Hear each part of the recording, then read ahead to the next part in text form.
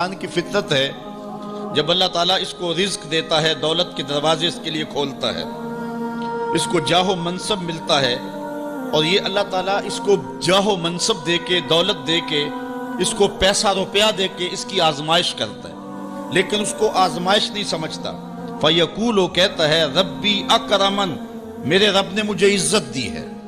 وہ اس کو عزت سمجھ لیتا ہے اور کہتا ہے کہ میں اللہ کا محبوب ہوں، مجھے اللہ پسند کرتا ہے تو اس لیے مجھے دولت دی ہے، ورنہ میں غربت کی چکی میں پس رہا ہوتا۔ وہ دولت کو جو ہے وہ عزت سمجھتا ہے، حالانکہ اللہ نے بطور آزمائش اس کو دولت دی ہے۔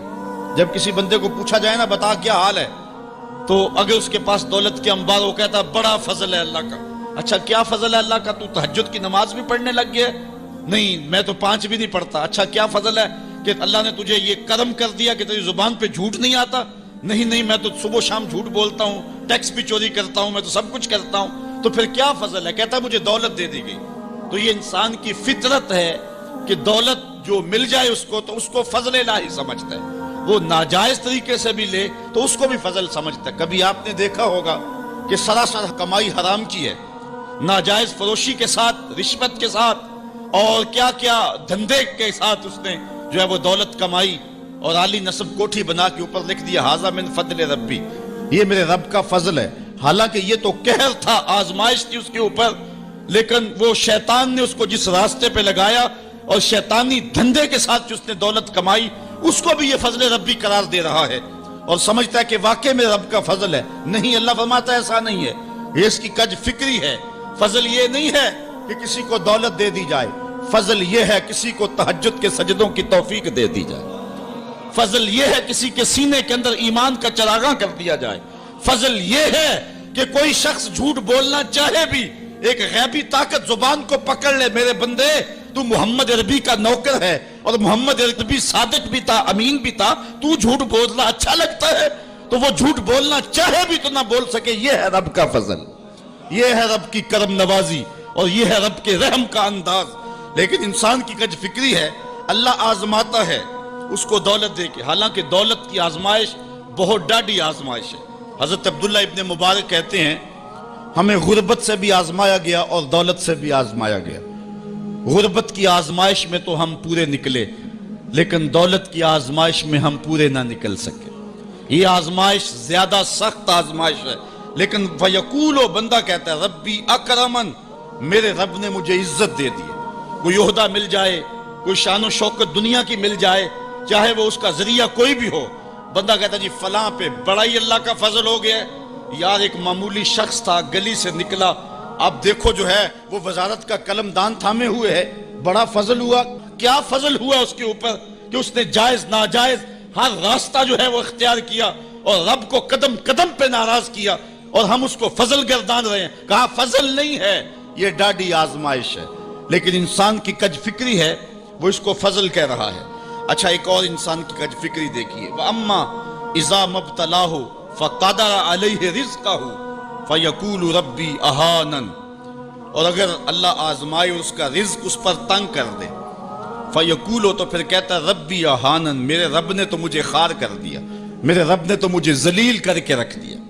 یہ فطرت ہے انسان کی کہ اس کو تھوڑی سی سختی ملے، دولت کے انبار جو تیزی کے ساتھ آ رہے ہیں تھوڑا سا کم ہو جائیں، اور اس کو غربت کی چکی میں پیسا جائے، تو یہ بھی اس کی آزمائش تھی۔ دولت دے کے آزمائش کی گئی کہ کیا راہ خدا میں لٹاتا ہے کہ نہیں لٹاتا، میرے راستے کے اندر اس کو خرچ کرتا ہے کہ نہیں کرتا۔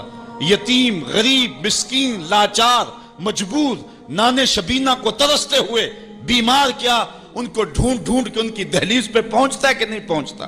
ایک تو یہ آزمائش تھی، لیکن اس نے اس کو آزمائش نہیں، اس کو عزت سمجھ لیا۔ اس نے کہا کہ میرا اللہ میرے پہ راضی ہے تو تبھی اتنی دولت دی ہے۔ اچھا اگر دولت اللہ کی رضا کی علامت ہوتی تو فرعون دولت مند نہ ہوتا، قارون کو خزانہ نہ دیا جاتا۔ اور دوسری بات، جب اس کو دولت نہیں دی جاتی، غربت میں آتا ہے تو کہتا ہے میرے رب نے مجھے رسوا کر دیا۔ یہ بھی اس کی کج فکری ہے۔ یار وہ بھی تو ہوئے ہیں کہ زمانے کے اندر ایک پھوٹی کوڑی بھی ان کے پاس نہیں رہی ہے۔ اللہ اکبر، آؤ دیکھو فقر بو ذر کو سلام کرو، آؤ دیکھو فقر اویس کو سلام کرو، اچھا آ جاؤ حضور کی دہلیز پہ فقر محمدی کو سلام کرو۔ یہ عزت ہے، عزت، یہ بھی آزمائش ہے، اللہ دیکھتا ہے کہ فقر کی آزمائش میں کون پورا نکلتا ہے۔ زبان پر جو ہے وہ ناشکری کے لفظ تو نہیں لاتا، مل جائے اللہ کی طرف سے عطا ہو تو وہ بھی آزمائش ہے کہ اس پہ شکر ادا کرتا ہے کہ نہیں کرتا، اور نہ ملے تو یہ بھی آزمائش ہے کہ اس پہ صبر کرتا ہے یا کہ نہیں کرتا۔ واہ ویلا کر دیا، شور و غل مچا دیا، لٹ گیا، میرے پاس کچھ دیا، اپنی غربت کے اشتہار لگا دیے، ایک ایک شخص کے آگے ہاتھ پھیلاتا پھرتا ہے، اپنی غربت کی عزت کو پامال کر رہا ہے، اس امتحان میں ناکام ہو گیا۔ اب سنو اللہ کیا ارشاد فرماتا ہے، کلا بل لا تکرمون الیتیم، تم کہتے ہو کہ ہمیں دولت نہیں ملی تو رسوا کر دیا گیا، اور دولت مل گئی تو اللہ کا فضل سمجھتے ہو۔ اللہ فرماتا ہے ایسا نہیں ہے، اگر تمہیں آزمائش میں ڈالا گیا ہے تو تم اس آزمائش میں کہاں تک پورے نکلے ہو۔ آج تمہارے اوپر جو سختیاں آئی ہیں، آج اللہ تعالیٰ کی اگر ناراضگی ہے تو اس کا یہ سبب نہیں ہے کہ تم کو دولت نہیں دی گئی، بلکہ سبب کیا ہے، غور کیجئے۔ کلا، ایسا ہرگز نہیں، جو اس کی فکر تھی کلا سے نفی کر دی گئی، اور اس بات کس چیز کا کیا گیا، بل لا تکرمون الیتیم، تم یتیموں کو عزت نہیں دیتے ہو۔ اصل بات یہ ہے جو بات سوچنے کی ہے۔ اب قرآن کا یہاں اسلوب دیکھیے، میں قربان جاؤں قرآن کے اسلوب پہ۔ ایسے ہی نہیں، جب اکرمہ ابو جہل کا بیٹا اسلام کے حصار میں آتا ہے تو قرآن پڑھتا ہے نا تو اشش کر اٹھتا ہے اور پھر روتا ہے اور کہتا ہے ہاذا کلام و ربی، یہ میرے رب کا کلام ہے، اور قرآن بتا رہا ہے، اس کا لہجہ بتاتا ہے۔ اسلوب دیکھیے، بات غریب کو روٹی دینے کی نہیں کی گئی، غریب کو جو ہے وہ کھانا دینے کی نہیں کی گئی، اس کو کپڑے پہنانے کی نہیں کی گئی۔ قرآن نے جو کہا ہے کلا بل لا تکرمون الیتیم، بات یہ ہے کہ تم یتیم کو عزت نہیں دیتے ہو۔ یتیم کو تم عزت کیسے دے سکتے ہو یہ تم جانتے ہو کہ اس کی تکریم کیسے کرنی ہے۔ تمہارے پاس یتیم کو پہنانے کے لیے کپڑا نہیں ہے، اس کو دینے کے لیے روٹی نہیں ہے، لیکن تمہارے سینے میں پیار تو رکھا ہوا ہے نا۔ اس برہنہ یتیم کو سینے سے لگا کر کے اس کا ماتھا تو چوم سکتے ہو نا۔ رب یہ نہیں دیکھتا روٹی کس نے دی، رب یہ دیکھتا یتیم کو پیار کس نے دی ہے، وہ یہ دیکھتا ہے۔ کلا بل لا تکرمون الیتیم، معاملہ روٹی کا نہیں ہے، بچی ہوئی روٹی تو کتے کو بھی ڈالی جا سکتی ہے، کسی کو غریب کو دے دی تو یہ کون سا کمال ہے؟ جو دیگیں بچ گئی وہ مدرسے میں بھیج دی، یہ کمال کی بات نہیں ہے۔ وہ گندگی کے ڈھیر پہ بھی تو پھینکنی تھی، خراب ہو جاتی، 2 گھنٹے اور پڑی رہتی۔ معاملہ یہ نہیں ہے، معاملہ تکریم کا ہے۔ اب وہ بھی سوچیں، عید آ رہی ہے، مینڈکوں کی طرح نکلیں گے سماجی رہنما اور سماجی کارکن، اخباروں میں تصویریں چھپیں گی، غریب عورتیں لائن میں لگی ہوئی ہیں، غریب مرد لائن میں لگے ہوئے ہیں، اور جو ہے وہ صاحب جو ہے وہ ایک ایک توڑا آٹے کا، ایک ایک تھیلا آٹے کا دے رہے ہیں، اور 10 جو ہے وہ فوٹوگرافر تصویر کھینچ رہے ہیں۔ اگلے دن 15 اخباروں کے اندر تصویریں لگی ہوئی ہیں۔ میں اس دن بھی کہا تھا کہ اس انداز کے ساتھ غریبوں کی غربت کا اشتہار لگانے والا سوچے کہ اس لائن میں اگر اس کی بیٹی کو کھڑا ہونا پڑے تو اس کا پھر انداز کیا ہو۔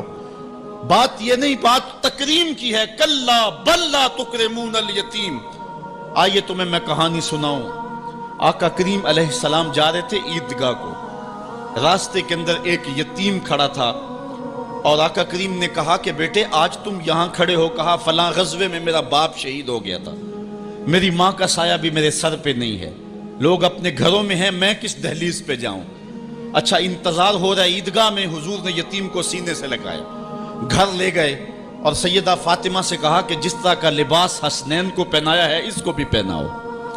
اللہ اکبر۔ اور اس کو کھانا کھلایا اور سب کچھ اس کی تکریم کرنے کے بعد حضور نے پھر جو ہے وہ اس کو عزت دینے کے لیے، اس کی تکریم دینے کے لیے حضور علیہ السلام نے اس کو فرمایا اما ترضى ان محمدًا ابوکا، بیٹے کیا تو پسند نہیں کرتا کہ محمد تیرا باپ لگے، وعائشہ تا امو کا، اور عائشہ تیری ماں لگے، وفاطمہ بنت محمد اختو کا، اور فاطمہ تیری باجی لگے۔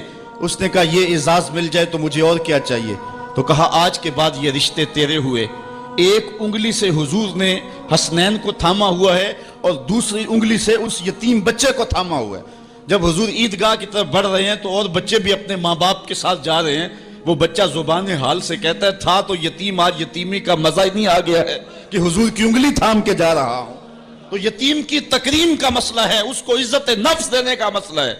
یتیم کو لوگوں کے اندر کھڑا کر کے اس کو اعزاز دیتے ہو، وہ اعزاز نہیں ہے، وہ رسوائی ہے۔ مجھے 1 سال قبل ایک ایسی تقریب میں لوگ کھینچ کر کے لے گئے جہاں وہ آج کل اجتماعی شادیوں کا رواج ہے، تو میں بڑی معذرت کی، میرے لیے مشکل ہوگا کیونکہ مجھے اندازہ تھا اس تقریب کا، لیکن میں کبھی گیا نہیں تھا پہلے۔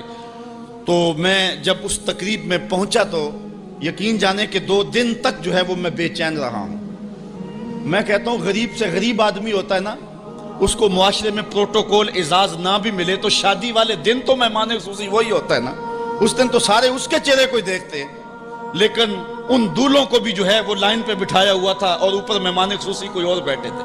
میں نے کہا یہ بیچارے مسکین آج بھی مہمان خصوصی نہیں ہیں، آج ان کی زندگی کا اہم دن ہے اور آج بھی اتنے لوگوں کے سامنے اشتہار لگایا جا رہا ہے یہ غریب لوگ ہیں، اور دلہنوں کا بھی اشتہار لگایا جا رہا ہے یہ غریب بچیاں ہیں۔